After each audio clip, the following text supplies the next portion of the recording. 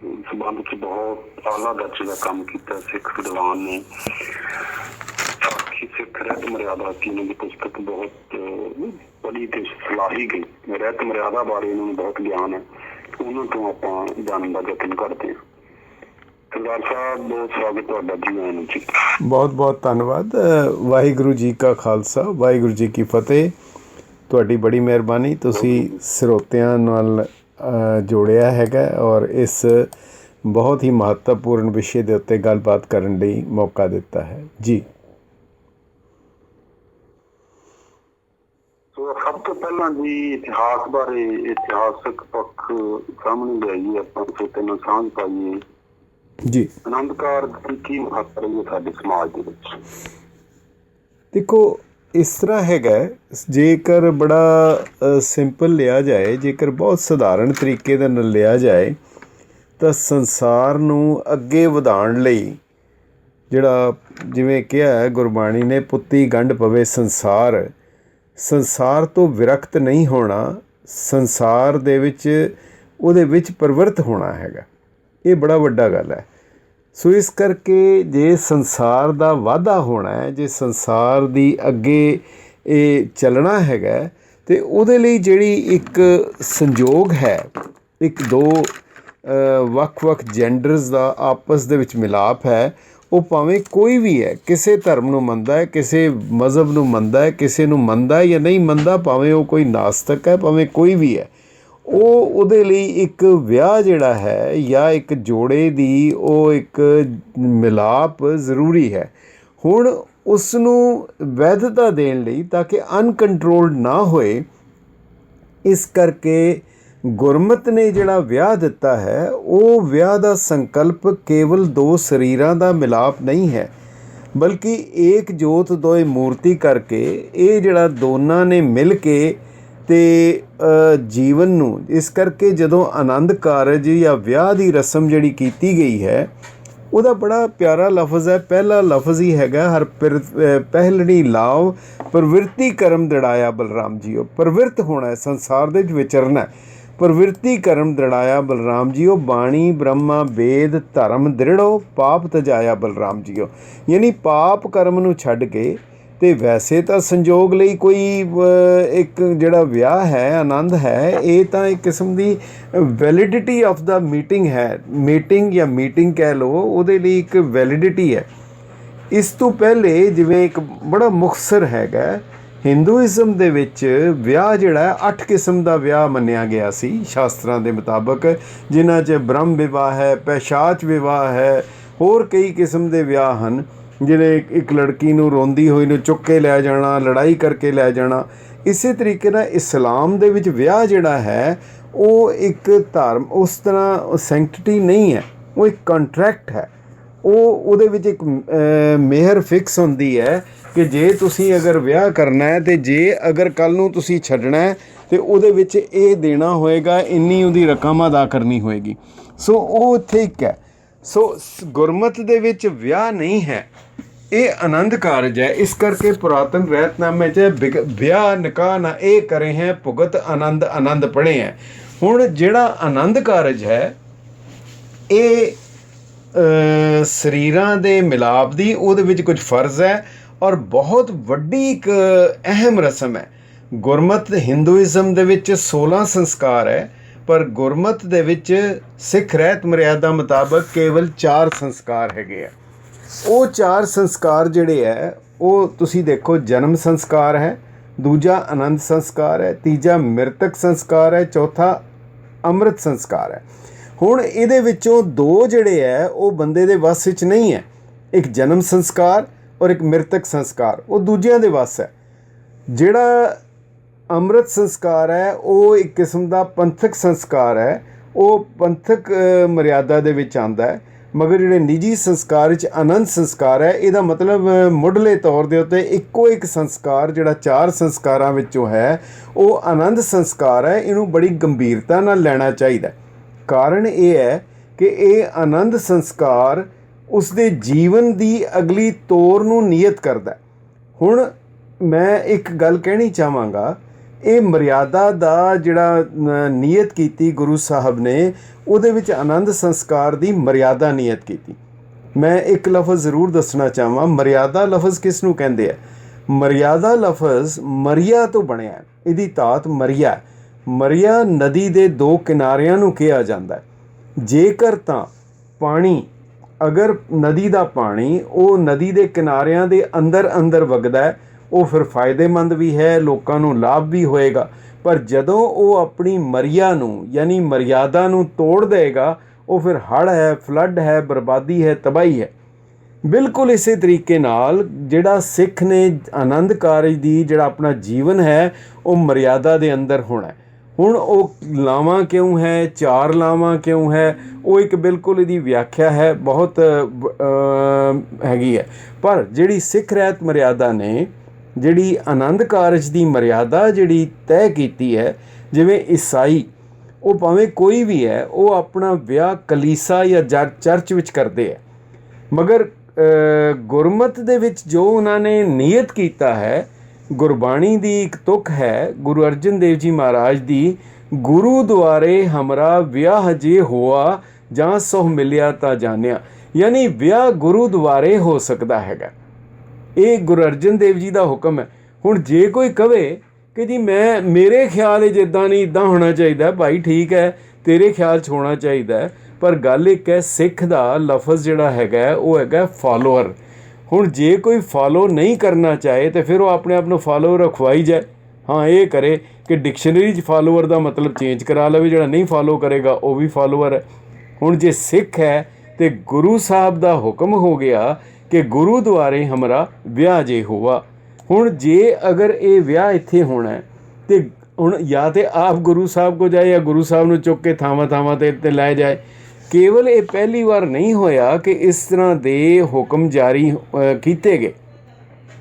16 March 1998 ਨੂੰ ਵੀ ਸ੍ਰੀ ਅਕਾਲ ਤਖਤ ਸਾਹਿਬ ਵੱਲੋਂ ਹੁਕਮ ਜਾਰੀ ਹੋਇਆ ਕਿ ਬਹੁਤ ਬੇਹੁਰਮਤੀ ਹੋ ਰਹੀ ਹੈ, ਮੈਰਿਜ ਪੈਲਸਾਂ, ਹੋਟਲਾਂ ਦੇ ਵਿੱਚ ਗੁਰੂ ਗ੍ਰੰਥ ਸਾਹਿਬ ਜੀ ਦਾ ਪ੍ਰਕਾਸ਼ ਕੀਤਾ ਜਾਂਦਾ।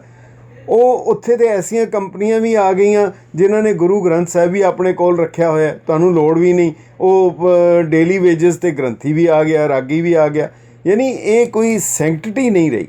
ਫਿਰ 30 ਮਾਰਚ 1998 ਨੂੰ ਫਿਰ ਇੱਕ ਹੁਕਮਨਾਮਾ ਅਕਾਲ ਤਖਤ ਸਾਹਿਬ ਸ਼੍ਰੋਮਣੀ ਕਮੇਟੀ ਨੇ ਆਦੇਸ਼ ਜਾਰੀ ਕੀਤਾ ਕਿ ਜਿੱਥੇ ਵੀ ਕੋਈ ਐਸੀ ਉਲੰਘਣਾ ਹੁੰਦੀ ਹੈ ਕਿਸੇ ਹੋਟਲ ਦੇ ਵਿੱਚ, ਮੈਰਿਜ ਪੈਲੇਸ ਵਿੱਚ, ਨਾ ਕੇਵਲ ਆਨੰਦ ਕਾਰਜ ਬਲਕਿ ਸ਼ਗਨ ਜਾਂ ਆਨੰਦ ਕਾਰਜ ਕੁਝ ਵੀ ਹੁੰਦਾ ਹੈ, ਉਹਦੇ ਵਿੱਚ ਕੋਈ ਰਾਗੀ, ਕੋਈ ਗ੍ਰੰਥੀ ਸਿੰਘ ਉਹਦੇ ਵਿੱਚ ਹਿੱਸਾ ਨਹੀਂ ਲਏਗਾ। ਅਗਰ ਉਹ ਲਏਗਾ ਤਾਂ ਉਹਦੇ 'ਤੇ ਕਾਰਵਾਈ ਕੀਤੀ ਜਾਏਗੀ। ਇਹਦੇ ਬਾਅਦ ਫਿਰ ਦੁਬਾਰਾ 12 ਅਕਤੂਬਰ 2001 ਨੂੰ, ਫਿਰ 7 ਦਸੰਬਰ 2001 ਨੂੰ ਬਾਰ-ਬਾਰ ਹੁਕਮਨਾਮੇ ਜਾਰੀ ਹੁੰਦੇ ਰਹੇ, ਆਦੇਸ਼ ਜਾਰੀ ਹੁੰਦੇ ਰਹੇ ਕਿ ਗੁਰੂ ਗ੍ਰੰਥ ਸਾਹਿਬ ਦਾ ਸਤਿਕਾਰ ਜਿਹੜਾ ਹੈ ਉਹ ਕਾਇਮ ਰੱਖਣਾ ਪਏਗਾ। ਉਹਦੇ ਲਈ ਇਹ ਆਨੰਦ ਕਾਰਜ ਜਿਹੜਾ ਹੈ ਉਸਦੇ ਉਹ ਜਿਹੜੇ ਦਿੱਤੇ ਗਏ। ਸਿੱਖ ਰਹਿਤ ਮਰਿਆਦਾ 'ਚ ਹੋਰ ਵੀ ਕਈ ਸ਼ਰਤਾਂ, ਉਹ ਫਿਰ ਜੇ ਕਹੋਗੇ ਤਾਂ ਤੁਹਾਡੇ ਨਾਲ ਡਿਸਕਸ ਕਰਦੇ ਹਾਂ, ਪਰ ਮੁੱਢਲੇ ਤੌਰ ਦੇ ਉੱਤੇ ਗੁਰੂ ਦੁਆਰੇ ਹੋਣਾ ਚਾਹੀਦਾ। ਔਰ ਸਭ ਤੋਂ ਵੱਡੀ ਗੱਲ ਮੈਂ ਇੱਕ ਦੱਸਣੀ ਚਾਹਾਂਗਾ ਕਿ ਸੰਗਤ ਦੇ ਵਿੱਚ ਹੋਣਾ ਚਾਹੀਦਾ, ਗੁਰੂ ਗ੍ਰੰਥ ਸਾਹਿਬ ਦੀ ਹਜ਼ੂਰੀ ਦੇ ਵਿੱਚ ਔਰ ਸੰਗਤ ਦੀ ਹਾਜ਼ਰੀ ਦੇ ਵਿੱਚ, ਯਾਨੀ ਕਿ ਉਹ ਇੱਕ ਗਵਾਹ ਹੈ, ਸੰਗਤ ਹੈ। ਹੁਣ ਜਿਹੜੇ ਬੀਚ ਦੇ ਉੱਤੇ, ਹੋਟਲਾਂ ਵਿੱਚ, ਕਿਧਰੇ ਹੋਰ ਥਾਵਾਂ 'ਤੇ ਉਹਨੂੰ ਸੰਗਤ ਨਹੀਂ ਕਹੀ ਜਾ ਸਕਦੀ। ਸੰਗਤ ਹੁੰਦੀ ਹੈ ਜਿਹਦੇ ਵਿੱਚ ਕੋਈ ਵੀ ਗੁਰਸਿੱਖ ਜਿਹੜਾ ਉਹਦੇ ਸ਼ਾਮਲ ਹੁੰਦਾ ਔਰ ਉਹਦੇ 'ਚ ਆਉਂਦਾ। ਉਹ ਤਾਂ ਇੱਕ ਤੁਹਾਡਾ ਪਰਸਨਲ ਫੰਕਸ਼ਨ ਹੈਗਾ, ਜੋ ਮਰਜ਼ੀ ਉਸ ਦੇ ਬਾਅਦ ਆਨੰਦ ਕਾਰਜ ਦੇ ਬਾਅਦ ਜੋ ਮਰਜ਼ੀ ਕਰੇ। ਤਾਂ ਹੀ ਕਰਕੇ ਇਸ ਕਰਕੇ ਉਹਨੂੰ ਇੱਕ ਨਿਯਮਬੱਧ ਕਰਨ ਲਈ, ਮਰਿਆਦਾ 'ਚ ਰੱਖਣ ਲਈ, ਕਿਉਂਕਿ ਸਿੱਖ ਰਹਿਤ ਮਰਿਆਦਾ 'ਚ ਇੱਕ ਲਫ਼ਜ਼ ਬੜਾ ਸਾਫ਼ ਹੈ, ਵਿਆਹ ਵੇਲੇ ਸ੍ਰੀ ਗੁਰੂ ਗ੍ਰੰਥ ਸਾਹਿਬ ਜੀ ਦੇ ਹਜ਼ੂਰ ਦੀਵਾਨ ਲੱਗੇ। ਦੀਵਾਨ, ਹੁਣ ਉਹ ਦੀਵਾਨ ਜਿਹੜਾ ਹੈਗਾ ਉਹ ਸੰਗਤ ਰੂਪ ਵਿੱਚ ਹੁੰਦਾ। ਫਿਰ ਲਿਖਿਆ ਸੰਗਤ ਜਾਂ ਰਾਗੀ ਕੀਰਤਨ ਕਰਨ। ਸੋ ਪਹਿਲੀ ਗੱਲ ਹੈ ਦੀਵਾਨ ਹੋਣਾ ਚਾਹੀਦਾ। ਦੀਵਾਨ ਤਾਂ ਹੋਏਗਾ ਜੇ ਗੁਰੂ ਗ੍ਰੰਥ ਸਾਹਿਬ ਹੋਏ, ਗੁਰੂ ਗ੍ਰੰਥ ਸਾਹਿਬ ਔਰ ਸਾਰੀ ਰਸਮ ਤਾਂ ਹੋਏਗੀ ਜੇ ਗੁਰੂ ਦਾ ਹੁਕਮ ਹੈ ਕਿ ਗੁਰੂ ਦੁਆਰੇ ਹਮਰਾ ਵਿਆਹ ਜੇ ਹੋਆ ਜਾਂ ਸੋ ਮਿਲਿਆ ਤਾਂ ਜਾਣਿਆ। ਜੀ ਬਿਲਕੁਲ। ਅੱਛਾ, ਇੱਕ ਇਹ ਥੋੜਾ ਜਿਹਾ ਹੋਰ ਸਪਸ਼ਟ ਕਰੋ ਜੀ। ਇੱਕ ਆਪਣੀ ਸਿੱਖ ਰਹਿਤ ਮਰਿਆਦਾ ਜਾਂ ਆਪਾਂ ਪੰਥਕ ਮਰਿਆਦਾ ਜੀ, ਇਹਨੂੰ ਰੋਹ ਰੀਤਾਂ ਨਾਲ ਨਿਖੇੜ ਕੇ ਦੱਸੋ। ਰੋਹ ਰੀਤਾਂ ਤੋਂ ਕਿਵੇਂ ਵੱਖਰੀ ਹੈ ਪੰਥਕ ਮਰਿਆਦਾ, ਜਾਂ ਰੋਹ ਰੀਤਾਂ ਪੰਥਕ ਮਰਿਆਦਾ ਕਿਉਂ ਨਹੀਂ? ਦੇਖੋ ਬੜਾ ਸਿੰਪਲ ਹੈ। ਇਹਨੂੰ ਨਾ ਭਾਈ ਸਾਹਿਬ ਭਾਈ ਵੀਰ ਸਿੰਘ ਜੀ ਨੇ ਬਹੁਤ ਸੋਹਣਾ ਉਹਨਾਂ ਨੇ ਐਕਸਪਲੇਨ ਕੀਤਾ। ਕਹਿੰਦੇ ਕੁਝ ਹੁੰਦੀਆਂ ਰੀਤਾਂ ਰਸਮੋ ਰਿਵਾਜ ਹੁੰਦੇ ਆ, ਕੋਈ ਰੀਤਾਂ ਹੁੰਦੀਆਂ ਰਸਮੋ ਰਿਵਾਜ ਹੁੰਦੇ। ਜਿਵੇਂ ਹੁਣ ਕਿਸੇ ਨੂੰ ਕਹਿ ਦਿਓ, ਇੱਕ ਬੜਾ ਹਵਾਲਾ ਜੀ, ਉਹ ਕਹਿੰਦੇ ਕੋਈ ਇੱਕ ਕਿਧਰੋਂ ਤਾਜ਼ੀ ਕਿਧਰੇ ਉਹ ਕਿਸੇ ਮੌਲਵੀ ਦਾ ਲੈਕਚਰ ਸੁਣ ਕੇ ਆਇਆ ਸੀ, ਅਤੇ ਉਹ ਕਹਿ ਰਿਹਾ ਸੀ ਜੀ ਕਿ ਸਿਵਾਏ ਖੁਦਾ ਦੇ ਕਿਸੇ ਅੱਗੇ ਨਹੀਂ ਝੁਕਣਾ, ਕਿਸੇ ਅੱਗੇ ਸਿਰ ਨਹੀਂ ਝੁਕਾਉਣਾ। ਉਹ ਬਾਹਰ ਨਿਕਲਿਆ, ਉਹਨੇ ਬੂਟ ਪਾਉਣੇ ਸੀਗੇ, ਹੁਣ ਉਹ ਝੁਕਣਾ ਪੈਣਾ ਸੀ ਤਸਮੇ ਬੰਨ੍ਹਣ ਲਈ। ਉਹ ਕਹਿੰਦਾ ਮੈਂ ਤਾਂ ਝੁਕਣਾ ਨਹੀਂ ਸਿਵਾਏ ਖੁਦਾ ਦੇ। ਉਹ ਹੁਣ ਤਸਮੇ ਖੁੱਲ੍ਹੇ ਅਤੇ ਠੇਡੇ ਖਾਂਦਾ ਜਾਏ। ਘਰ ਗਿਆ, ਕਹਿੰਦੇ ਉੱਥੋਂ ਅੱਗੇ ਬੱਚਾ ਥੱਲੇ ਸੀਗਾ, ਉਹ ਵਹੁਟੀ ਨੇ ਕਿਹਾ ਉਹਨੂੰ ਸੰਭਾਲ ਦੇਖ ਥੱਲੇ ਚਲਾ ਜਾਏਗਾ, ਕਹਿੰਦਾ ਮੈਂ ਝੁਕ ਨਹੀਂ ਸਕਦਾ। ਸੋ ਕਈ ਵਾਰੀ ਨਾ ਐਸੀਆਂ ਮਤਲਬ ਜਿਹੜੀਆਂ ਹੁਜਤਾਂ ਕਹਿ ਲਓ ਜਾਂ ਜੋ ਕੁਛ ਕਹਿ ਲਓ, ਜਿਵੇਂ ਇੱਦਾਂ ਦੀਆਂ ਆਪ ਬਣਾਈਆਂ ਹੁੰਦੀਆਂ। ਗੁਰਬਾਣੀ ਨੇ ਕਿਹਾ ਕਿ ਜਾਲੋ ਐਸੀ ਰੀਤ ਜਿਤ ਮੈਂ ਪਿਆਰਾ ਵੀਸਰੇ। ਹੁਣ ਠੀਕ ਹੈ, ਸਿੱਖ ਨੇ ਆਪਣੀ ਮਰਿਆਦਾ ਚੱਲਣਾ, ਪਰ ਜੇ ਕਿਸੇ ਨੇ ਕ੍ਰਿਸਮਸ ਦੇ ਉੱਤੇ, ਈਦ ਦੇ ਉੱਤੇ, ਰਾਮਨਵਮੀ 'ਤੇ, ਜਨਮ ਅਸ਼ਟਮੀ 'ਤੇ ਕਿਸੇ ਨੂੰ ਵਧਾਈ ਦੇ ਦਿੱਤੀ ਅਨਮਤ ਵਾਲਿਆਂ ਨੂੰ, ਉਹ ਕੋਈ ਉਲੰਘਣਾ ਨਹੀਂ ਹੈਗੀ, ਇਹ ਉਹਦੇ 'ਚ ਸ਼ਮੂਲੀਅਤ ਨਹੀਂ ਕਰ ਰਿਹਾ। ਹਾਂ, ਸਿੱਖ ਲਈ ਜਿਹੜੀ ਰਹਿਤ ਹੈ, ਮੈਂ ਆਪ ਜੀ ਨੂੰ ਪਹਿਲੇ ਦੱਸਿਆ, ਮਰਿਆਦਾ ਜਿਹੜੀ ਹੈ ਉਹ ਬਿਲਕੁਲ ਸਪਸ਼ਟ ਹੈ। ਜਿਵੇਂ ਆਨੰਦ ਕਾਰਜ ਦੇ ਲਈ ਇੱਕ ਮਰਿਆਦਾ ਹੈਗੀ ਹੈ ਸਿੱਖ ਰਹਿਤ ਮਰਿਆਦਾ। ਵਿਆਹ ਦੇ ਵਿੱਚ ਮੈਂ ਬਹੁਤ ਸਪਸ਼ਟ ਤੌਰ 'ਤੇ ਕਹਿ ਰਿਹਾ, ਸਪਸ਼ਟ ਤੌਰ 'ਤੇ ਦੋ ਗੱਲਾਂ ਮੈਂ ਦੱਸਣੀਆਂ ਚਾਹਾਂਗਾ ਜਿਹੜੀ ਮਰਿਆਦਾ ਹੈ। ਪਹਿਲੀ ਗੱਲ ਤਾਂ ਇੱਕ ਮਰਿਆਦਾ ਦੇ ਵਿੱਚ ਸਾਫ਼ ਹੈ ਕਿ ਵਿਆਹ ਕਾਰਜ ਰਚਣ ਆਨੰਦ ਕਾਰਜ ਲਈ ਕੋਈ ਦਿਨ ਮਹੂਰਤ, ਕੋਈ ਕਿਸੇ ਕਿਸਮ ਦਾ ਪੰਡਤ ਨੂੰ, ਜੋਤਕੀ ਨੂੰ, ਪਾਂਧੇ ਨੂੰ ਨਹੀਂ ਪੁੱਛਣਾ। ਅਗਰ ਉਹ ਪੁੱਛਦਾ, ਅਗਰ ਉਹ ਉਸ ਹਿਸਾਬ ਨਾਲ ਕਰਦਾ, ਫਿਰ ਇਹਦਾ ਮਤਲਬ ਹੈ ਉਹ ਮਰਿਆਦਾ ਦੀ ਉਲੰਘਣਾ ਕਰ ਰਿਹਾ, ਗੁਰੂ ਦੀ ਖੁਸ਼ੀ ਨਹੀਂ ਲੈ ਰਿਹਾ। ਇੱਕ ਹਿਰਦੇ ਰਾਮ ਜੀ ਹੋਏ ਹੈ, ਜਿਨ੍ਹਾਂ ਦਾ ਹਿਰਦੇ ਰਾਮ ਭੱਲਾ, ਉਹਨਾਂ ਨੇ ਇੱਕ ਹਨੂੰਮਾਨ ਨਾਟਕ ਲਿਖਿਆ। ਉਹ ਬਹੁਤ ਇੰਟਰਸਟਿੰਗ ਹੈਗਾ। ਉਹਦੇ 'ਚੋਂ ਲਿਖਦੇ ਆ, ਇੱਕ ਕਹਿੰਦੇ ਕਿ ਜਿਹੜਾ ਇਹ ਪੰਡਤ ਕੋਲੋਂ ਪੁੱਛ ਕੇ ਅਤੇ ਜਿਹੜਾ ਜੋਤਸ਼ੀ ਕੋਲੋਂ ਜਾ ਕੇ ਅਤੇ ਉਹ ਟੇਵਾ ਕਢਾ ਕੇ ਕਰਦੇ ਹੈ, ਉਹ ਕਹਿੰਦੇ ਰਾਮ ਚੰਦਰ ਜੀ ਦਾ ਗੁਰੂ ਜਿਹੜਾ ਸੀ ਵਿਸ਼ਵਾਮਿੱਤਰ ਸੀ, ਔਰ ਉਹਨਾਂ ਦਾ ਸਲਾਹਕਾਰ ਵਸ਼ਿਸ਼ਟ ਰਿਸ਼ੀ ਸੀ। ਹੁਣ ਰਾਮ ਚੰਦਰ ਜੀ ਦੇ ਜਿਹੜੇ ਕਹਿੰਦਾ ਹੈ ਕਿ ਉਹਨਾਂ ਦਾ ਗੁਰੂ ਵੀ ਬੜਾ ਵੱਡਾ ਵਿਦਵਾਨ ਸੀ ਵਿਸ਼ਵਾਮਿੱਤਰ, ਸਲਾਹਕਾਰ ਵੀ ਵਸ਼ਿਸ਼ਟ ਰਿਸ਼ੀ ਸੀ। ਹੁਣ ਇਹਨਾਂ ਦੋਨਾਂ ਨੇ ਮਿਲ ਕੇ ਉਹਦੇ ਵਿਆਹ ਦੀ ਤਰੀਕ ਫਿਕਸ ਕੀਤੀ, ਮੁਕਰਰ ਕੀਤੀ। ਪਰ ਹਿਰਦੇ ਰਾਮ ਕਹਿੰਦਾ ਦੱਸੋ ਵਿਸ਼ਵਾਮਿੱਤਰ ਵਸ਼ਿਸ਼ਟ ਰਿਖ, ਕਹਿੰਦਾ ਵਿਸ਼ਵਾਮਿੱਤਰ ਵਸ਼ਿਸ਼ਟ ਰਿਖ, 9 ਗ੍ਰਹਿ ਸੁਭ ਨਿਜ ਠਾਏ, ਸਿਆ ਜੀ ਸੁਖ ਕਬਹੂ ਨਾ ਲਹੇ, ਪਰੋ ਕਰਮ ਕੇ ਪਾਏ। ਕਹਿੰਦੇ ਜਿਸ ਦਾ ਗੁਰੂ ਵਿਸ਼ਵਾਮਿੱਤਰ ਸੀ, ਜਿਹਦਾ ਸਲਾਹਕਾਰ ਵਸ਼ਿਸ਼ਟ ਰਿਸ਼ੀ ਸੀ, ਉਸ ਸੀਤਾ ਨੂੰ ਕਿਹੜਾ ਦੁੱਖ ਹੈ ਜਿਹੜਾ ਸੰਸਾਰਕ ਦੁੱਖ ਸੰਸਾਰ ਵਿੱਚ ਨਹੀਂ ਦੇਖਣਾ ਪਿਆ। ਕਿਤਨਾ ਕਮਾਲ ਦਾ ਹਵਾਲਾ ਦਿੱਤਾ ਹੈ ਉਹਨਾਂ ਨੇ। ਔਰ ਇੱਕ ਹਵਾਲਾ ਹੋਰ ਹੈ ਜਿਹੜੀ ਇੱਕ ਵਿਵਰਜਿਤ ਚੀਜ਼ ਹੈ। ਦੇਖੋ, ਜਿਹੜੀਆਂ ਚੀਜ਼ਾਂ ਕਰਨ ਵਾਲੀਆਂ ਉਹ ਤਾਂ ਕਰੇ, ਚੰਗੀ ਗੱਲ ਹੈ, ਪਰ ਜਿਹੜੀਆਂ ਮਨ੍ਹਾ ਕੀਤੀਆਂ, ਅਗਰ ਉਹ ਉਸ ਨੂੰ ਮੰਨਦਾ, ਇਹ ਫਿਰ ਗੁਰੂ ਦੀ ਖੁਸ਼ੀ ਨਹੀਂ ਲੈ ਸਕਦਾ। ਇੱਕ ਉਹਦੇ 'ਚ ਹੋਰ ਹੈ, ਸ਼ਰਾਬ ਨਹੀਂ ਪਿਲਾਏ ਵਿਆਹ ਆਨੰਦ ਕਾਰਜ 'ਚ। ਇਹ ਇੱਕ ਧਾਰਮਿਕ ਰਸਮ ਹੈ। ਜੇ ਆਨੰਦ ਕਾਰਜ ਕਰਨਾ ਹੈ, ਫਿਰ ਉਹਦੇ ਵਿੱਚ ਸ਼ਰਾਬ ਨਹੀਂ ਹੋਣੀ ਚਾਹੀਦੀ, ਨਸ਼ੇ ਨਹੀਂ ਹੋਣੇ ਚਾਹੀਦੇ। ਔਰ ਦੂਜੀ ਚੀਜ਼ ਹੈਗੀ ਹੈ ਸਿੱਖ ਰਹਿਤ ਮਰਿਆਦਾ 'ਚ ਹੈ, ਕੋਈ ਵੇਸਵਾ ਦਾ ਨਾਚ ਨਹੀਂ ਹੋਣਾ ਚਾਹੀਦਾ। ਇੱਕ ਪੁਰਾਤਨ ਕਵਿਤ ਹੈਗਾ, ਬੜਾ ਸ਼ਾਨਦਾਰ ਕਵਿਤ ਹੈ ਇਹਦੇ 'ਤੇ।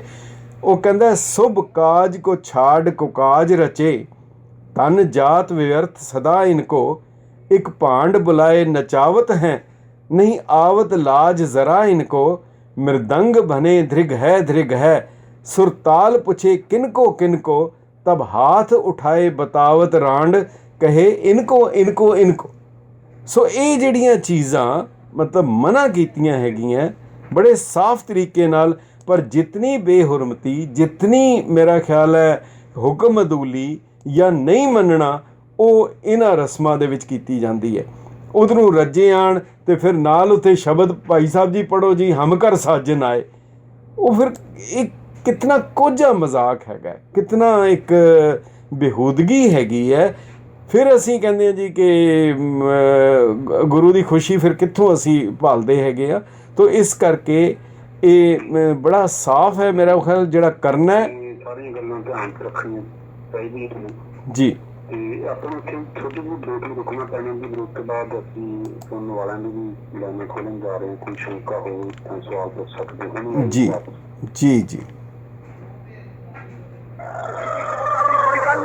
ਆਪਣੀ ਜ਼ਿੰਦਗੀ ਦਾ ਅਸੂਲ ਹੈ। ਆਪਾਂ ਨੇ ਹਮੇਸ਼ਾ ਆਉਂ ਕੀਤੀ।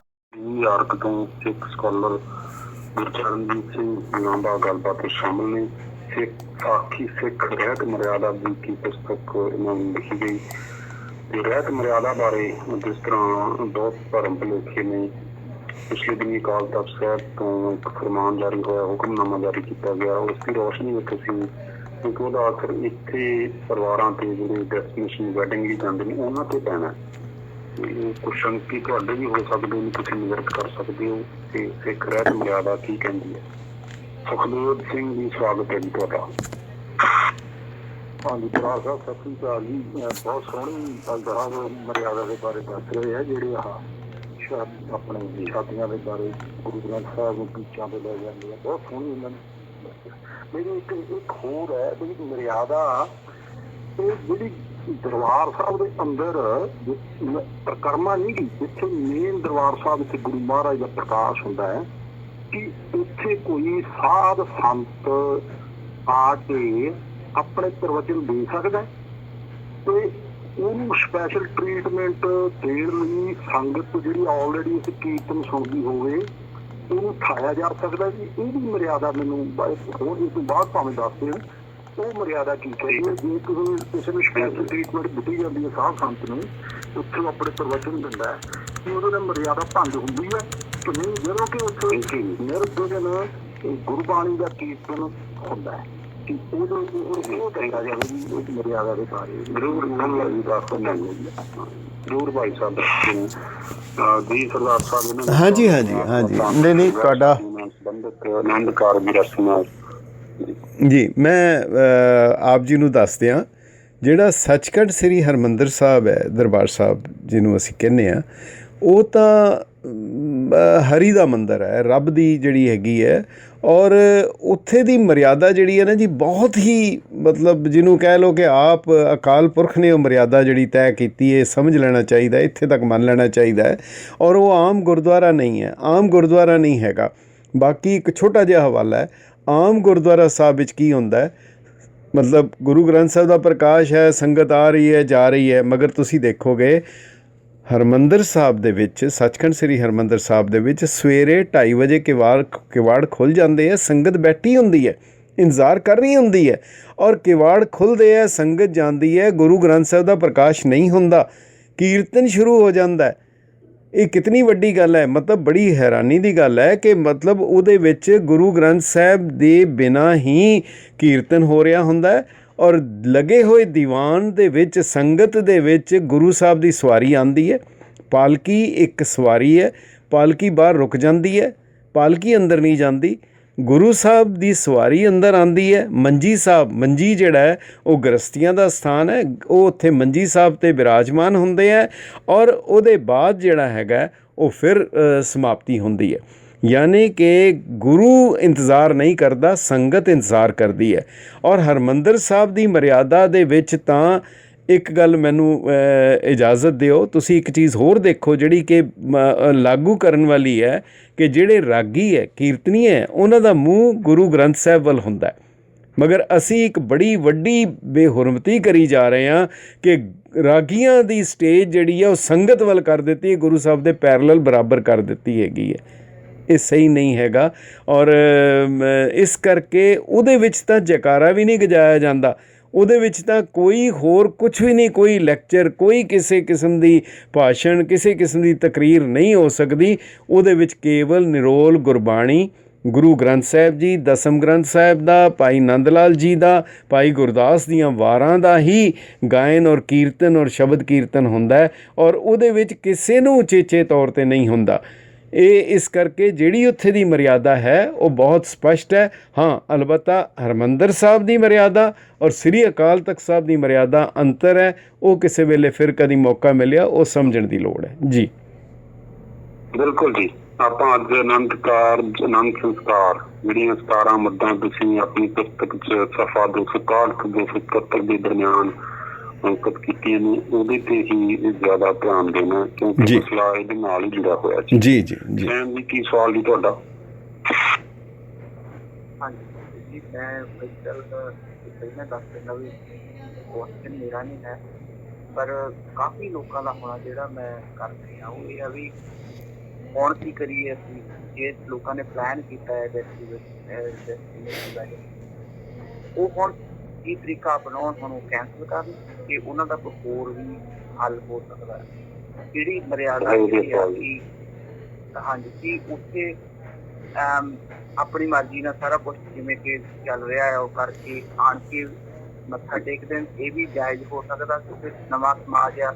ਅਸੀਂ ਉਹ ਪੁਰਾਣੇ ਸਮਾਜਾਂ 'ਚ ਜਦੋਂ ਰਹਿਤ ਮਰਿਆਦਾ ਬਣੀਆਂ ਹੋਈਆਂ ਉਹਨਾਂ ਟਾਈਮਾਂ ਦੀਆਂ ਗੱਲਾਂ ਹੁਣ ਤਾਂ ਚੇਂਜ ਹੋ ਗਿਆ ਕਿ ਰਹਿਤ ਮਰਿਆਦਾ ਦੇ ਵਿੱਚ ਇਹ ਵੀ ਹੈ ਵੈਡਿੰਗ ਦੇ ਵਿੱਚ ਐਡ ਹੈਗਾ ਵੀ ਕਿ ਅੱਜ ਕੱਲ੍ਹ ਬੱਚੇ ਤਾਂ ਪਹਿਲਾਂ ਹੀ ਰਹਿ ਰਹੇ ਇੱਕ ਦੂਜੇ ਦੇ ਨਾਲ, ਉਹ ਜਦੋਂ ਜਾ ਕੇ ਵਿਆਹ ਕਰਦੇ ਆ ਕਿ ਉਹਨਾਂ ਨੂੰ ਵੀ ਕੋਈ ਇਸ਼ੂ ਤਾਂ ਨਹੀਂ ਹੈਗਾ ਵੀ ਹਾਂ ਵੀ ਤੁਸੀਂ ਤਾਂ ਪਹਿਲਾਂ ਰਹਿ ਰਹੇ ਕਿਉਂਕਿ ਸਮਾਜ ਦੀਆਂ ਜਿਹੜੀਆਂ ਵਿਆਹ ਦੀਆਂ ਰਸਮਾਂ ਸੀ ਉਹਨਾਂ ਦਾ ਮਤਲਬ ਤਾਂ ਕੁਛ ਹੋਰ ਸੀ, ਕਿਤੇ ਈਮੇਲ ਨੂੰ ਮੇਲ ਨੂੰ ਇਕੱਠਾ ਕਰਨਾ ਔਰ ਸਮਾਜ ਦੇ ਸਾਹਮਣੇ ਕਰਨਾ, ਪਰ ਉਹ ਤਾਂ ਪਹਿਲਾਂ ਹੀ ਇਕੱਠੇ ਆ। ਸੋ ਹੁਣ ਨਵੀਆਂ ਤਰੀਕਾਂ ਦੇ ਵਿੱਚ ਅਸੀਂ ਕਿਵੇਂ ਆਪਣੇ ਆਪ ਨੂੰ ਐਡ ਕਰੀਏ? ਬਹੁਤ ਲੋਕ ਹੈ ਜਿਹੜੇ ਡੈਸਟੀਨੇਸ਼ਨ ਵੈਡਿੰਗ ਆਲਰੇਡੀ ਪਲਾਨ, ਹੁਣ ਅਸੀਂ ਕੀ ਕਰੀਏ? ਬੜਾ ਮੈਂ ਹੁਕਮਨਾਮੇ ਦੀ ਇਹਨਾਂ ਦਿਨ ਪਾਲਣਾ ਕਰਨੀ ਪਏਗੀ ਜਾਂ ਇਸ ਤੋਂ ਕਿਵੇਂ ਇਹਦਾ ਕੋਈ ਵਿਕਲਪ ਹੋ ਸਕਦਾ ਜਾਂ ਵਿਆਹ ਕੈਂਸਲ ਕਰਨ ਦੀ ਨੌਬਤ ਆ ਜਾਏਗੀ, ਕਿਸ ਤਰ੍ਹਾਂ ਕੀ ਹੱਲ ਹੋ ਸਕਦਾ ਜੀ? ਬੜਾ ਦਿਲਚਸਪ ਤੁਹਾਡਾ ਸਵਾਲ ਹੈ। ਦੇਖੋ ਇਹਦੇ ਵਿੱਚ ਜੇ ਤਾਂ ਪ੍ਰੈਕਟੀਕਲੀ ਪਹਿਲੀ ਗੱਲ ਤਾਂ ਹੈਗੀ ਹੈ ਕਿ ਹੁਕਮ ਜਿਹੜਾ ਹੁੰਦਾ ਨਾ ਉਹ ਬੇਨਤੀ ਨਹੀਂ ਹੁੰਦੀ, ਹੁਕਮ ਹੁੰਦਾ। ਪਹਿਲੀ ਗੱਲ ਤਾਂ ਹੁਕਮਨਾਮਾ ਹੈ। ਦੂਸਰੀ ਗੱਲ ਰਹਿ ਗਈ ਕਿ ਜਿਵੇਂ ਭਾਈ ਸਾਹਿਬ ਨੇ ਹੁਕਮ ਕੀਤਾ ਹੈ ਕਿ ਅਗਰ ਕਿਧਰੇ ਪ੍ਰੋਗਰਾਮ ਪਹਿਲੇ ਤੈਅ ਹੈਗਾ ਔਰ ਹੁਣ ਅਚਾਨਕ ਉਹਨੂੰ ਕਿੱਦਾਂ ਚੇਂਜ ਹੋ ਸਕਦਾ। ਦੇਖੋ 2-3 ਗੱਲਾਂ ਮੈਂ ਇਹਦੇ 'ਚ ਕਹਿਣੀਆਂ ਚਾਹਾਂਗਾ ਕਿ ਜੇ ਤਾਂ ਤੁਸੀਂ ਪਹਿਲੇ ਗੁਰਦੁਆਰੇ ਫਿਕਸ ਕੀਤਾ ਹੁੰਦਾ, ਤੈਅ ਹੁੰਦਾ ਗੁਰਦੁਆਰਾ ਸਾਹਿਬ ਵਿੱਚ, ਉੱਥੋਂ ਕਿਧਰੇ ਕੋਈ ਮੈਰਿਜ ਪੈਲੇਸ ਜਾਂ ਕਿਧਰੇ ਹੋਟਲ ਜਾਂ ਕਿਧਰੇ ਬੀਚ ਕਿਧਰੇ ਹੋਰ ਤੁਸੀਂ ਬੁਕਿੰਗ ਕਰਨੀ, ਉਹਦੇ ਲਈ ਤਾਂ ਤਿਆਰੀ ਕਰਨੀ ਪੈਣੀ ਹੈ। ਪਰ ਜੇਕਰ ਅਗਰ ਗੁਰਦੁਆਰਾ ਸਾਹਿਬ ਵਿੱਚ ਕਰਨਾ ਫਿਰ ਤਾਂ ਕਿਸੇ ਗੁਰਦੁਆਰਾ ਸਾਹਿਬ ਵਿੱਚ 7 ਦਿਨਾਂ ਦੇ 'ਚੋਂ ਜਿਹੜਾ ਦਿਨ ਨਜ਼ਦੀਕ ਹੋਏ ਉਹਨਾਂ ਨਾਲ ਗੱਲ ਕਰਕੇ ਉੱਥੇ ਆਨੰਦ ਕਾਰਜ ਸਿਰਫ ਇੱਕ ਛੋਟੇ ਜਿਹਾ ਨੋਟ ਹੀ ਭੇਜਣਾ, ਸਾਰਿਆਂ ਨੂੰ ਈਮੇਲ ਕਰ ਦਿਓ, ਫੋਨ ਕਰ ਦਿਓ, ਭਾਈ ਆਨੰਦ ਕਾਰਜ ਦੀ ਰਸਮ ਜਿਹੜੀ ਹੈ ਉੱਥੇ ਹੋਏਗੀ, ਤਾਂ ਉਹਦੇ 'ਚ ਤਾਂ ਕੋਈ ਦਿੱਕਤ ਹੀ ਨਹੀਂ ਹੈਗੀ। ਹਾਂ, ਅਗਰ ਗੁਰਦੁਆਰੇ ਤੋਂ ਉਸ ਬੀਚ 'ਤੇ ਲਿਜਾਣ 'ਚ ਦਿੱਕਤ ਹੈ, ਪਰ ਬੀਚ ਤੋਂ ਗੁਰਦੁਆਰਾ ਸਾਹਿਬ ਲਿਜਾਣ 'ਚ ਕੋਈ ਦਿੱਕਤ ਨਹੀਂ ਹੈਗੀ।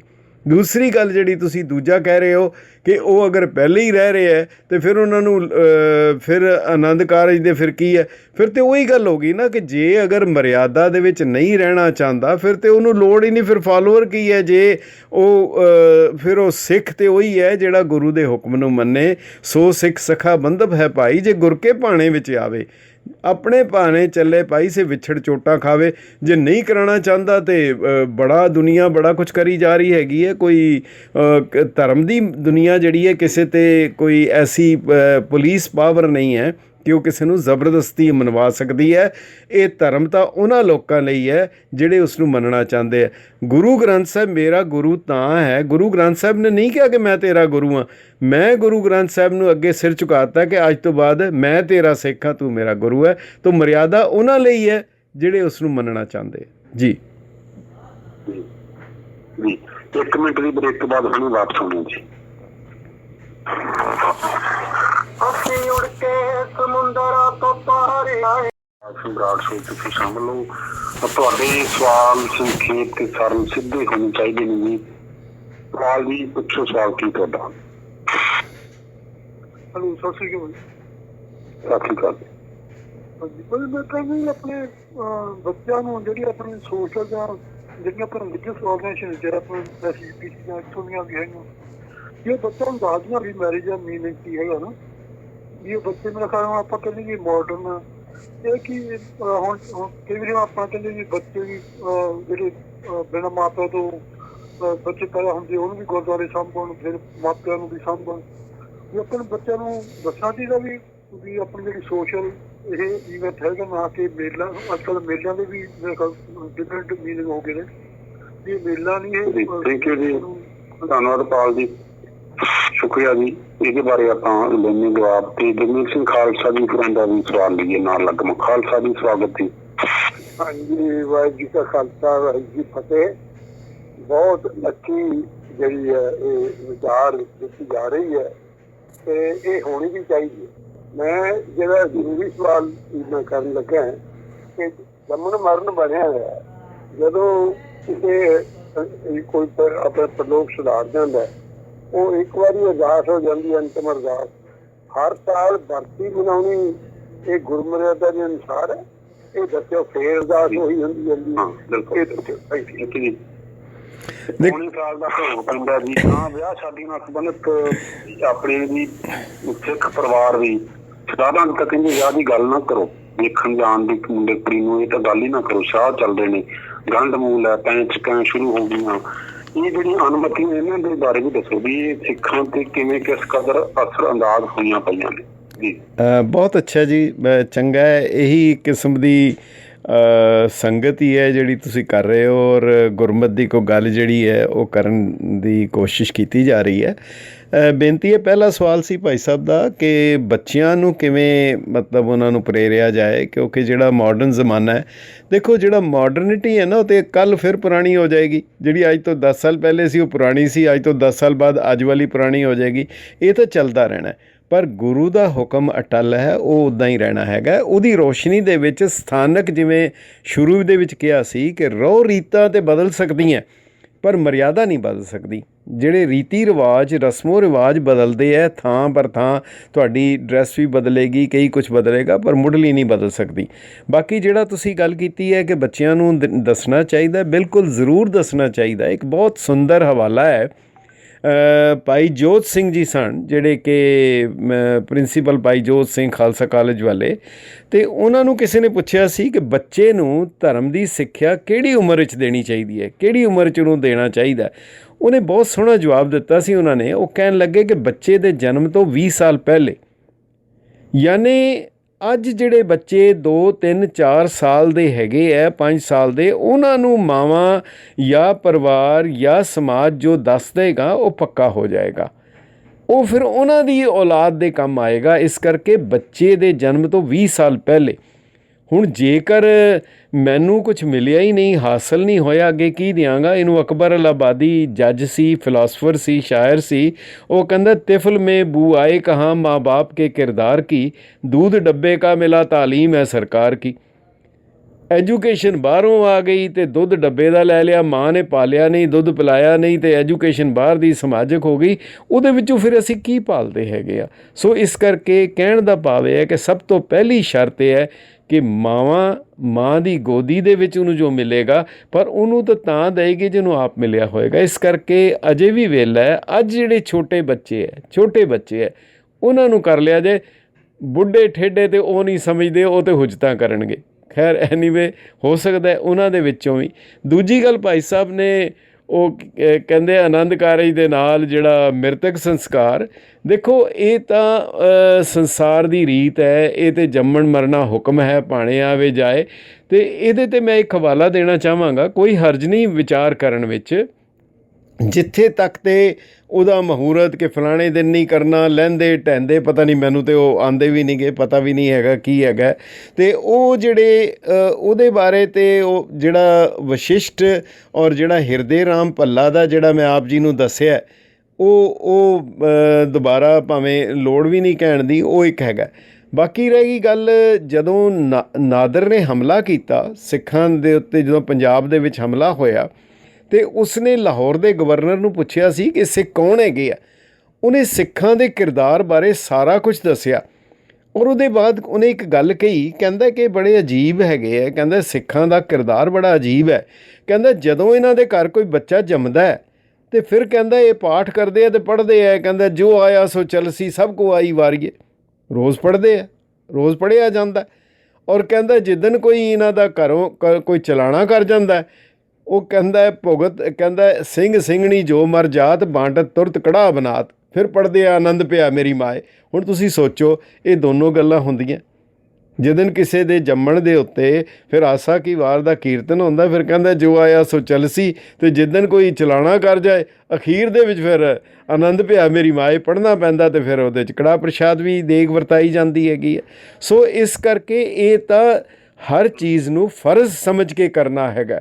ਬਲਕਿ ਜਿਹੜੇ ਅਗਰ ਤੁਸੀਂ ਡੂੰਘਾਈ ਨਾਲ ਦੇਖੋਗੇ ਅਤੇ ਜਿਹੜੇ ਸ਼ਬਦ ਜਿਹੜੇ ਹੈਗੇ ਹੈ ਉਹ ਆਨੰਦ ਕਾਰਜ ਦੇ ਹੈ, ਅਗਰ ਜਿਹੜੇ ਚਲਾਣੇ ਦੇ ਸ਼ਬਦ ਹੈਗੇ ਆ ਉਹਨਾਂ ਦਾ ਅਰਥ ਵੀ ਉਹੀ ਹੈ, ਸਭਨਾ ਸਹੁਰੇ ਵੰਜਣਾ ਸਭ ਮੁਕਲਾਵਣ ਹਾਰ। ਇਹ ਹੁਣ ਚਲਾਣੇ ਦਾ ਸ਼ਬਦ ਹੈ, ਪਰ ਜੇ ਕੋਈ ਆਨੰਦ ਕਾਰਜ ਪੜ੍ਹੇ ਸਾਨੂੰ ਬੜਾ ਅਜੀਬ ਲੱਗੇਗਾ, ਸਭ ਮੁਕਲਾਵਣ ਹਾਰ। ਸੋ ਗੁਰਸਿੱਖ ਲਈ ਫਰਕ ਨਹੀਂ ਹੈਗਾ। ਫਰਕ ਸਿਰਫ ਉਦਣ ਆਏਗਾ ਜਿੱਦਣ ਸਾਡੀ ਸਮਝ ਆਉਣੀ ਸ਼ੁਰੂ ਹੋ ਜਾਏਗੀ। ਉਹ ਦੁੱਖ ਔਰ ਸੁੱਖ ਨੂੰ ਅਗਰ ਇੱਕ ਕਰਕੇ ਮੰਨੇਗਾ, ਉਹਦੇ ਭਾਣੇ ਨੂੰ ਮੰਨੇਗਾ, ਫਿਰ ਨਾ ਦੁੱਖ ਹੈ ਅਤੇ ਨਾ ਸੁੱਖ ਹੈ ਜੀ। ਇਹਦੇ ਲਈ ਰਹਿਤ ਮਰਿਆਦਾ ਬਾਰੇ ਤਾਂ ਲੋਕਾਂ ਨੂੰ ਭਰਮ ਭੁਲੇਖੇ ਰਹਿੰਦੇ ਨੇ ਜੀ। ਫਿਰ ਜਿਹੜੇ ਪਾਠੀ ਸਿੰਘ ਆਨੰਦ ਕਾਰਜ ਕਰਦੇ ਨੇ ਜਾਂ ਹੋਰ ਸਾਡੇ ਕਾਰ ਵਿਹਾਰ ਮੌਕੇ ਆਉਂਦੇ ਨੇ, ਗੁਰਬਾਣੀ ਦੀ ਸੇਧ ਲੈ ਕੇ ਅਸੀਂ ਕਾਰ ਵਿਹਾਰ ਸ਼ੁਰੂ ਕਰਦੇ ਹਾਂ, ਤਾਂ ਉਹਨਾਂ ਨੂੰ ਦੱਸਣਾ ਚਾਹੀਦਾ। ਉਹਨਾਂ ਨੂੰ ਤੁਹਾਨੂੰ ਲੱਗਦਾ ਹੈ ਕਿ ਇੰਨੀ ਕੁ ਸਮਝ ਹੁੰਦੀ ਹੈ? ਹੁਣ ਕਈ ਪਾਠੀ ਸਿੰਘ ਵੀ ਝਿਜਕ ਰਹੇ ਨੇ, ਉਹਨਾਂ ਨੂੰ ਖੁਦ ਨੂੰ ਪਤਾ ਨਹੀਂ ਕਿ ਬੀਚ ਤੇ ਜਾ ਸਕਣਗੇ ਜਾਂ ਨਹੀਂ, ਜਾਂ ਜਾਣਾ ਚਾਹੀਦਾ ਜਾਂ ਨਹੀਂ। ਉਹਨਾਂ ਨੂੰ ਫਿਰ ਕਿੱਥੋਂ ਕਿਵੇਂ ਸੇਧ ਮਿਲਣੀ ਚਾਹੀਦੀ ਹੈ ਜੀ?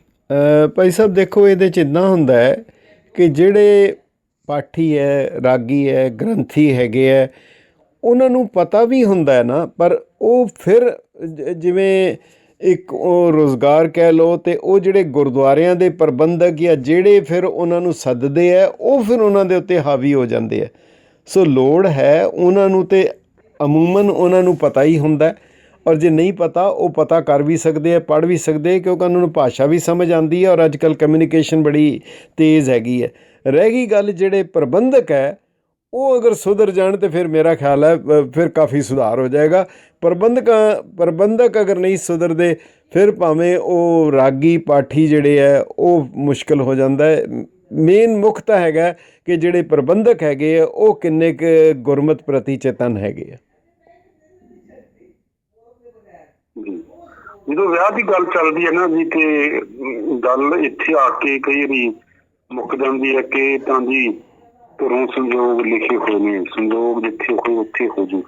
ਨਾਲੇ ਫਿਰ ਭੱਜ ਨੱਸ ਕਰਦੇ ਨੇ ਕੁੜੀ ਮੁੰਡੇ ਵਾਲੇ ਪਰਿਵਾਰ, ਇੱਕ ਦੂਜੇ ਨੂੰ ਦੇਖਦੇ ਰਹਿੰਦੇ ਨੇ, ਵਿਚੋਲੇ ਨੂੰ ਕਹਿੰਦੇ ਨੇ ਵੀ ਤੁਸੀਂ ਦੱਸ ਪਾਓ ਕੋਈ। ਤੇ ਜੇ ਘਰੋਂ ਸੰਜੋਗ ਲਿਖੇ ਹੋਏ ਨੇ ਉੱਥੇ ਹੋਣਾ, ਤੇ ਫਿਰ ਜਿਹੜੀਆਂ ਵਿਚਾਰਾਂ ਚੋਂ ਕਰਦੇ ਨੇ, ਕੋਈ ਜਾਤ ਪਾਤ ਦੀ ਵਿਚਾਰ ਕਰ ਰਿਹਾ, ਕੋਈ ਹੋਰ ਕਿਸੇ ਦੀ, ਕੋਈ ਰੁਜ਼ਗਾਰ ਦੀ ਦੇਖਦਾ, ਸਾਰਾ ਕੁਛ ਫਿਰ ਵੀ ਦੇਖਿਆ ਜਾਂਦਾ ਇਹਦੇ 'ਚ। ਹੈਲੋ, 15 ਸੈਕਿੰਡ ਵੇਟ ਕਰ ਲਓ।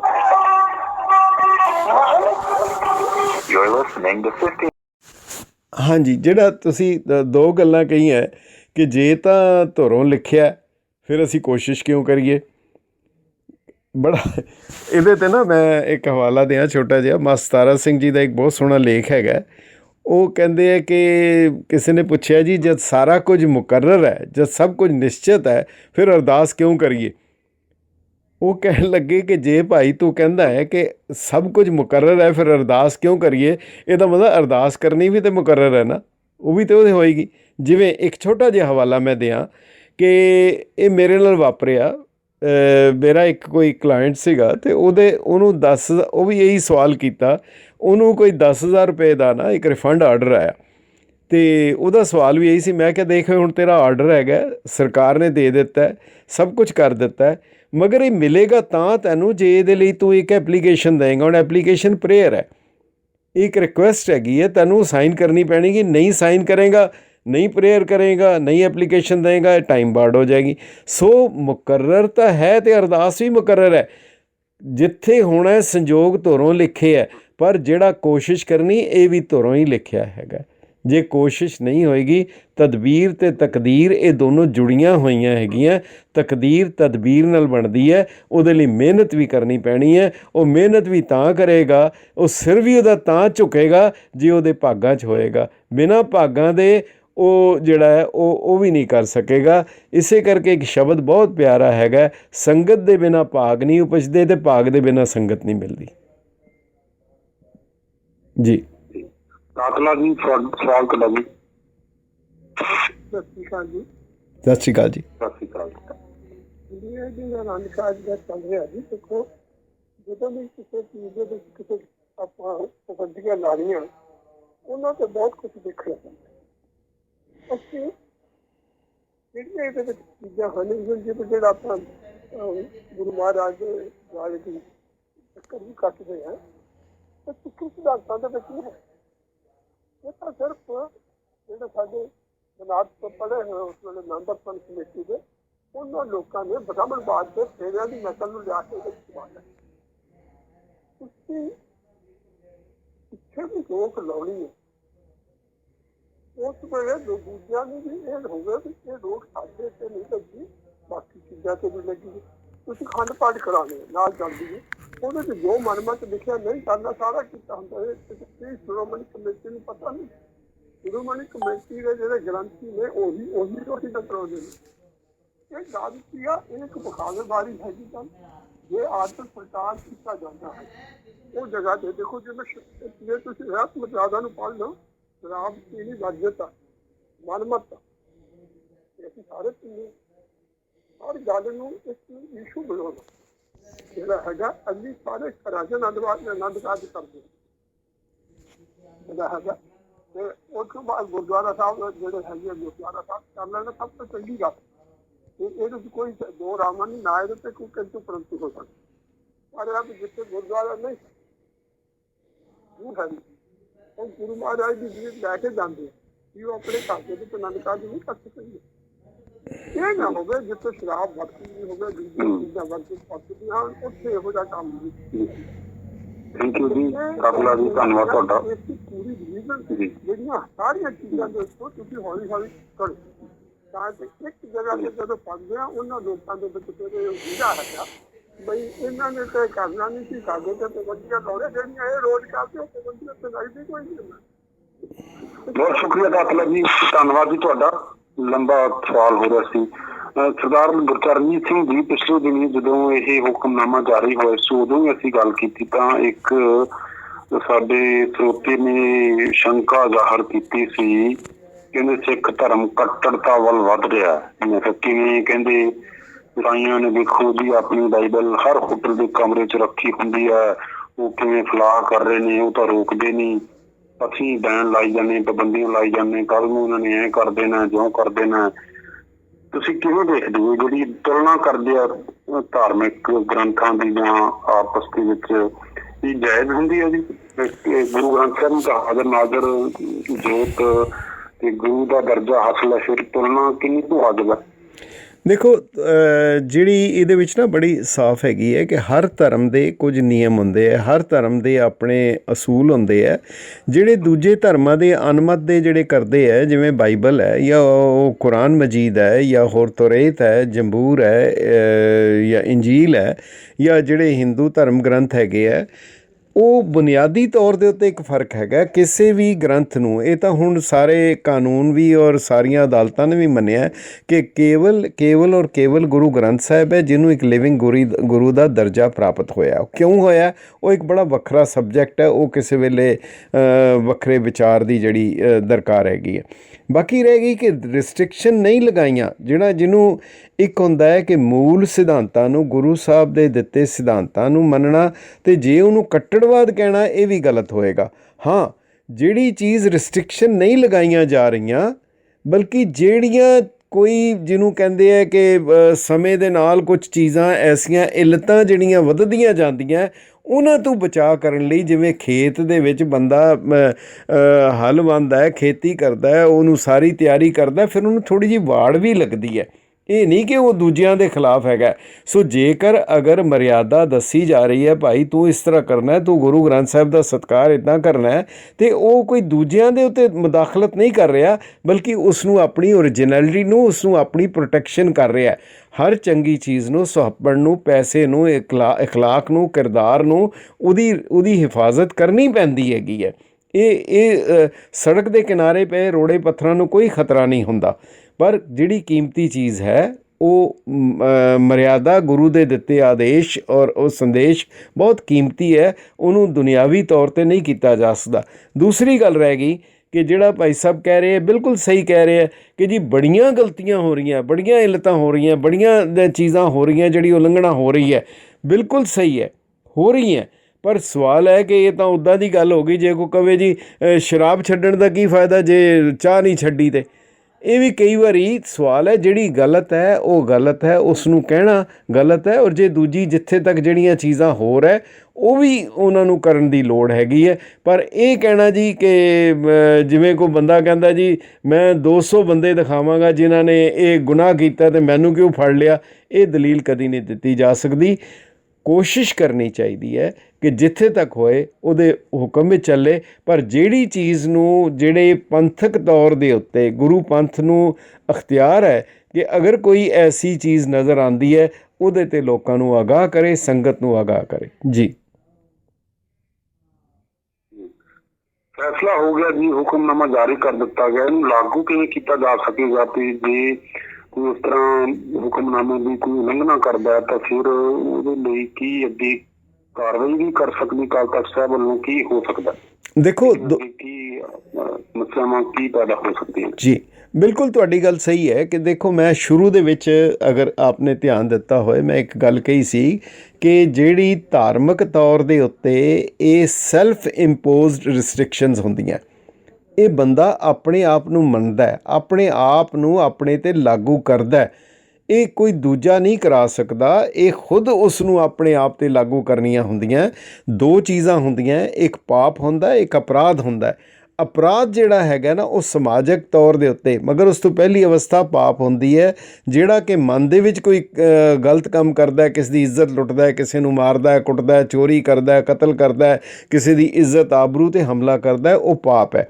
ਮਗਰ ਜਦੋਂ ਇਹ ਚੀਜ਼ਾਂ ਇੰਪਲੀਮੈਂਟ ਕਰਦਾ, ਪਬਲਿਕਲੀ ਕਰਦਾ, ਫਿਰ ਉਹ ਅਪਰਾਧ ਹੈ, ਉਹਨੂੰ ਕਾਨੂੰਨ ਰੋਕਦਾ।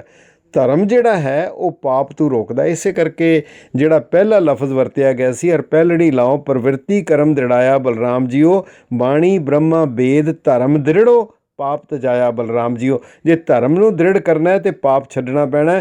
ਹੁਣ ਧਰਮ ਨੂੰ ਔਰ ਪਾਪ, ਧਰਮ ਨੂੰ ਦ੍ਰਿੜ ਔਰ ਪਾਪ ਨੂੰ ਛੱਡਣ ਲਈ ਕੋਈ ਉਹਦੇ 'ਤੇ ਕੋਈ ਤੁਸੀਂ ਪਿਊਨਿਟਿਵ ਜਾਂ ਕੋਈ ਪੁਲਿਸ ਪਾਵਰ ਜਾਂ ਕੋਈ ਹੋਰ ਧੱਕਾ ਨਹੀਂ ਕੀਤਾ ਜਾ ਸਕਦਾ। ਜੇ ਅਗਰ ਕੋਈ ਬੰਦਾ ਆਨੰਦ ਕਾਰਜ ਕਰਾਉਂਦਾ ਕਿਉਂ ਹੈ? ਗੁਰੂ ਦੀ ਖੁਸ਼ੀ ਲੈਣ ਲਈ। ਅਤੇ ਜੇ ਲੱਗਿਆ ਕਿ ਇਹਦੇ ਨਾਲ ਗੁਰੂ ਦੀ ਨਿਰਾਦਰੀ ਹੋ ਰਹੀ ਹੈ ਅਤੇ ਫਿਰ ਤਾਂ ਉਹਦੀ ਆਪਣੀ ਆਤਮਾ ਹੈਗੀ ਹੈ ਕਿ ਉਹ ਕੀ ਕਰ ਰਿਹਾ। ਇਹਦਾ ਮਤਲਬ ਉਹ ਦਿਖਾਵੇ ਮਾਤਰ ਤਾਂ ਕਹਿ ਲਏਗਾ ਕਿ ਮੈਂ ਕੀਤਾ, ਪਰ ਉਹਦੀ ਆਤਮਾ ਜ਼ਰੂਰ ਕਰੇਗੀ। ਇਸ ਕਰਕੇ ਇਹ ਵਿਅਕਤੀ ਅਤੇ ਗੁਰੂ ਦੇ ਵਿਚਕਾਰ ਹੈਗਾ। ਦੂਸਰੀ ਗੱਲ ਰਹਿ ਗਈ ਕਿ ਜਿੱਥੇ ਤੱਕ ਹੁਣ ਇਹ ਤਾਂ ਪ੍ਰਬੰਧਕਾਂ ਦੇ ਉੱਤੇ ਹੈਗਾ ਕਿ ਉਹਨਾਂ ਨੇ ਕੀ ਕਰਨਾ ਹੈਗਾ। ਬਾਕੀ ਜੇ ਕੋਈ ਕਵੇ ਇਹਦੇ 'ਤੇ ਕੋਈ ਕਾਨੂੰਨੀ ਤੌਰ ਦੇ ਉੱਤੇ ਉਸਦੇ 'ਤੇ ਕੋਈ ਐਕਸ਼ਨ ਲਿਆ ਜਾਏਗਾ, ਮੇਰਾ ਖਿਆਲ ਹੈ ਨਾ ਕੋਈ ਲੈ ਸਕਦਾ ਅਤੇ ਨਾ ਕੋਈ ਲਿਆ ਜਾਏਗਾ। ਜੀ ਥੈਂਕ ਯੂ ਜੀ, ਬਹੁਤ ਸ਼ੁਕਰੀਆ, ਤੁਸੀਂ ਸਮਾਂ ਕੱਢਿਆ ਤੇ ਧੰਨਵਾਦ ਤੁਹਾਡਾ ਬਹੁਤ ਬਹੁਤ। ਬਹੁਤ ਬਹੁਤ ਮਿਹਰਬਾਨੀ ਔਰ ਆਪਨੇ ਮੌਕਾ ਦਿੱਤਾ ਕਿ ਇਸ ਬਹੁਤ ਹੀ ਅਹਿਮ ਵਿਸ਼ੇ ਦੇ ਉੱਤੇ ਆਨੰਦ ਕਾਰਜ ਦੇ। ਸੋ ਜੇਕਰ ਇਸ ਨੂੰ ਅਸੀਂ ਗੁਰੂ ਦੀ ਖੁਸ਼ੀ ਪ੍ਰਾਪਤ ਕਰਨੀ ਹੈ ਔਰ ਜੇ ਚਾਹੁੰਦੇ ਹਾਂ ਕਿ ਕੋਈ ਆਨੰਦ ਕਾਰਜ ਇੱਕ ਵਕਤੀ ਕੋਈ ਇੱਕ ਰਸਮ ਨਹੀਂ ਹੈਗੀ, ਇਸ ਨੇ ਆਉਣ ਵਾਲੀਆਂ ਨਸਲਾਂ ਦੇ ਉੱਤੇ ਅਸਰ ਪਾਉਣਾ ਹੈ, ਉਸ ਨੂੰ ਆਉਣ ਵਾਲੀਆਂ ਉਹਦੇ 'ਤੇ ਵੀ ਉਸਨੇ ਜਿਹੜਾ ਹੈਗਾ ਕਰਨਾ। ਇਸ ਕਰਕੇ ਐਸਾ ਕੋਈ ਕੰਮ ਨਾ ਕਰੀਏ ਜਿਹਦੇ ਨਾਲ ਜਾਣੇ ਅਣਜਾਣੇ 'ਚ ਵੀ ਗੁਰੂ ਦੀ ਕੋਈ ਨਿਰਾਦਰੀ ਹੁੰਦੀ ਹੋਵੇ। ਬਹੁਤ ਬਹੁਤ ਧੰਨਵਾਦ। ਵਾਹਿਗੁਰੂ ਜੀ ਕਾ ਖਾਲਸਾ, ਵਾਹਿਗੁਰੂ ਜੀ ਕੀ ਫਤਿਹ। ਬਹੁਤ ਬਹੁਤ ਸ਼ੁਕਰੀਆ। ਖਾਲਸਾ ਵਾਹਿਗੁਰੂ।